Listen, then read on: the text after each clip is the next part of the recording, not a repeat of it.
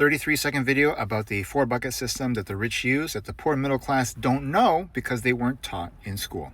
Emergency, growth, opportunity, living. That's it. Growth are investments. All rich people invest either partially or entirely in a business that sells a product or service. This is what keeps them ahead of inflation. See the top line? Stocks. They represent partial ownership of a business. This is how the wealthy stay ahead of inflation. The top line, stocks, represents partial ownership of a business. The poor middle class live on the bottom line. US dollar has lost over 97% of its value over the last 200 years. This is why you cannot save your way to riches. Second, emergency. That bucket is for things that happen that you don't expect to happen, but will happen.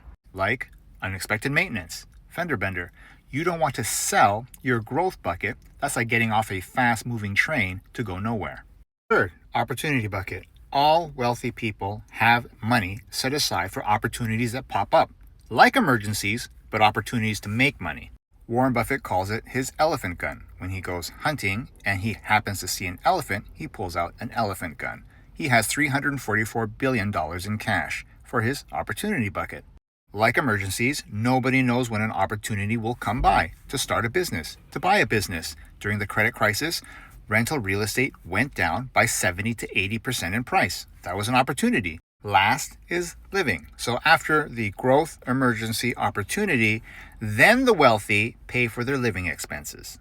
They know that if you do the opposite and pay for all your living expenses, you'll have nothing left over for growth, emergency, or opportunities. That's where the poor and middle class live. They spend all their money on the living bucket and there's nothing left over, which is why they say, I don't have any money left over to invest.